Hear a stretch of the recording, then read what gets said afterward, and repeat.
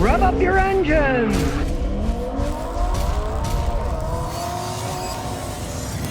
Phil says, Scotty, when are these ridiculous car prices going down? Well, they're starting to come down. I noticed I would not buy an electric car, but electric car prices in the last year, some of them have dropped 150% because people are realizing, gee, these electric cars, and then buying a used one, even more so. What if the battery goes bad because it's worn out now and it's going to cost you 20 grand for a new battery, right? But regular cars, the prices are starting to come down for certain models if you're talking new. If you want to buy an SUV, all that stuff, the prices are still high because they're popular, they sell them, and so they'll continue to charge more money. If you're looking at a sedan, the price of the sedan's actually coming down.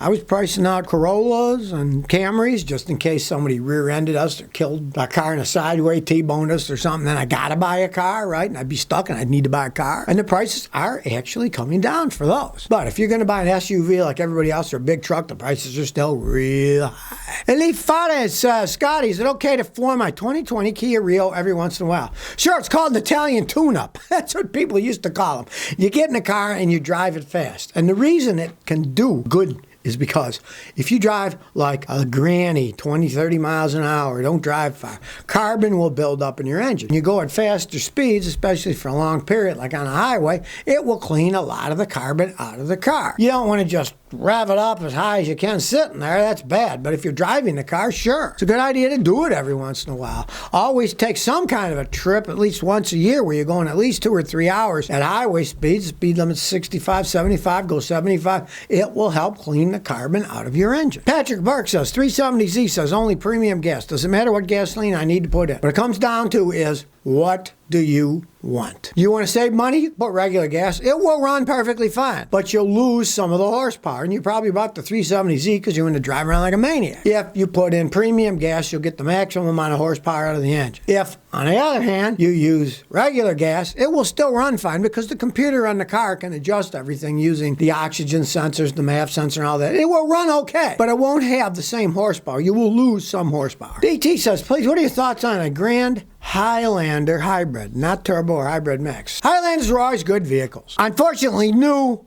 every car out there is overpriced as far as I'm concerned. I'm not going to be buying one of those. I was forced to, right? Because they're overpriced. Now, if you want a vehicle like that, my advice is road test all three and see what you like. You might say, not hybrid, doesn't have enough acceleration. You might think it's too slow. You might not like it. So road test them first. They'll all last. That one will last the longest, the conventional one.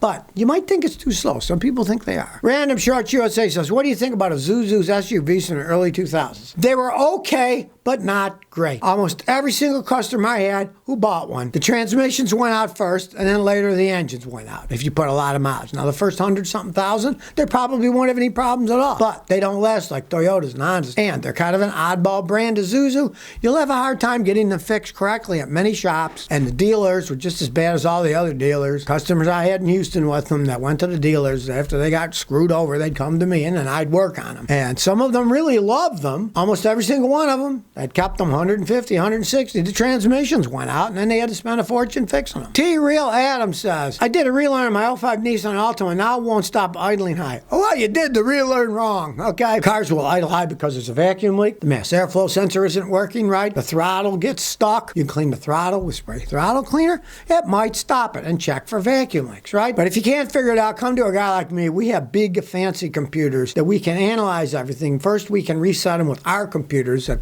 are probably a lot higher level than what you did, and you might just find out it wasn't reset right. Mr. Smile says, hey there, why aren't car companies working on increasing the longevity of their vehicles? 2 words, planned obsolescence, right? Do you think, like Toyota actually used to make vehicles 10 years ago that last longer than the ones they're making today? But if you make a car that lasts 1 million miles, you won't sell as many cars. Right? If you make a car that lasts 100,000 miles, then you will sell 10 of them to get to 1 million miles, right? And that's why they don't care. They would love it that cars fall apart and cost a fortune to fix, so you buy a new one. Why do you think? They're all into this electric car crap. The government's giving them money for incentives and all that. Bad enough. But the electric cars are so expensive to fix. Say you got a Tesla, it's going to cost you 20 grand to replace a battery and it goes bad. Are you going to fix it? No. You can buy another car. And that's why they don't make them last longer. They want to make money selling you them. Scotty, do you have another YouTube channel where you swear and curse all the time? Yeah, it's called The School of Hard Knocks. Google it.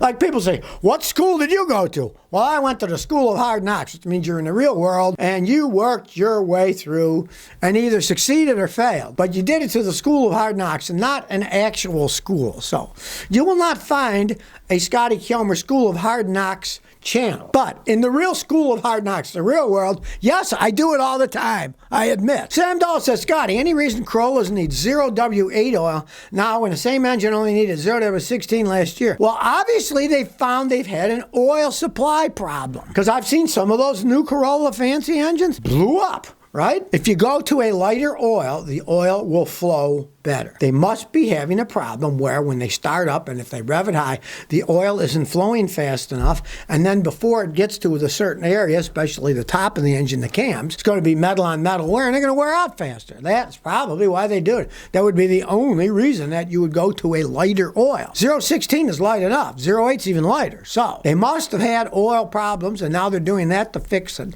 to make it flow better. Blue Moon says, when are you going to throw away that silicone and buy a real car like the Fiat 500? Okay, well, I smell sarcasm here. Fiat 500, one of the worst cars ever made. The second year, they introduced them in the United States. They sold like 55,000. And then the last year, they sold 500. So a dismal failure, right? Well, I'm not going to get rid of the Celica because I'm waiting for something. I'm waiting for somebody to make a kit that turns Toyota Corollas into electric cars, right? One that I have, the Celica, it's basically just a Toyota Corolla with a different body and a different suspension system. Same brakes, same engine, same tranny. Everything in it is pretty much the same, right? In the meantime, though, these guys came from Illinois, and it's a company that says, we can clean the carbon out of your car with water, HHO. And I thought, interesting. So they came over, and they have a truck, and they have a machine. And the machine uses distilled water. It turns it into hydrogen and oxygen, and then with the computer, it pumps it into your car for 35 minutes and cleans the engine. Did a heck of a job. Now, the inside of the engine's all clean. It runs even better, so I'm not going to get rid of it. Always First says CRV 2024 Hybrid or Toyota RAV Hybrid, which is more reliable brand in general anyway. Well, the Toyota RAV Hybrid by far. The problem is, good luck getting one if you're talking about buying a new one. There's a waiting list. And they can't make them fast enough. They sell so many of them that I had a guy just got one. He had been waiting 9 months till he got his delivered to him. It might take a while, but they're the best ones. The Hondas aren't bad. If I was going to get a hybrid, I'm not particularly a fan, but if I was, I would get a Toyota hybrid because theirs seems to be the best, break down the least, hold up the longest, and get the best gas mileage. Una 2 Colt says, Scotty, I just replaced brakes and rotors due to a grinding noise, especially when I brake hard. It's getting worse and worse. What can cause grinding when braking? Can a control arm? Well, anything that's grabbing can make a noise, right? But I'm telling you something you should have done in the first place. I would advise using Akebono brake pad, A-K-E-B-O-N-O. It's a Japanese company. They make brake pads for all kinds of vehicles. Pads are so good that generally they don't make any noise. It's probably because you just bought a cheaper brake pad and they will make noise. Now, if you put Akebono on and it makes noise, then start looking all over. Our bushing's gone. Worn wheel bearings will do that. If the wheel bearings are when you brake hard, they'll crunch and make a grinding noise too. There are a lot of things, but the most common one is just cheap brake pads that make a lot of noise because they were made too cheap. K. Carif says, is the new Nissan Frontier worth the car? Well, no, because it's not a car, it's a truck. That's a trick question, right? Now, the Nissan Frontier pickup, they're decent pickup trucks. They're not as good as a Toyota Tacoma. No, not in the least. But for the price, for what you get, they're decent pickup trucks. Nissan cars, I'm like, most of them aren't that good anymore since Peugeot took over the company in 2000. Their quality went down. But they always made decent pickup trucks. And here's the thing. Nissan makes Jatco automatic transmissions and CVT transmissions that are crap. But they're crap for front-wheel drive vehicles. The Nissan Frontier is a rear-wheel drive truck. And those transmissions are good transmissions. They always made good rear-wheel drive transmissions. They had the rear-wheel drive transmissions in the Z cars that were rear-wheel drive, and they're good transmissions too. They just made crappy front-wheel drive transmissions. Don't ask me why. I guess they don't know their front from their rear, but in the case of the rear, they know what they're doing. Alex Gonzalez says, what do you think of a 2018 Chevy Equinox with 85,000 miles? Okay. If you already own it, change the oil every 5,000 miles, change the coolant every 5 years, take care of it. If you're thinking about buying it, don't. They aren't the most reliable vehicles. They don't hold up all that well over time. They're expensive to repair when they go out. Usually at 100-something thousand miles, the automatic transmissions go out. So if you own it, you got it, take care of it. But if you're thinking about buying it, look at something else. So if you never want to miss another one of my new car repair videos, remember to ring that bell.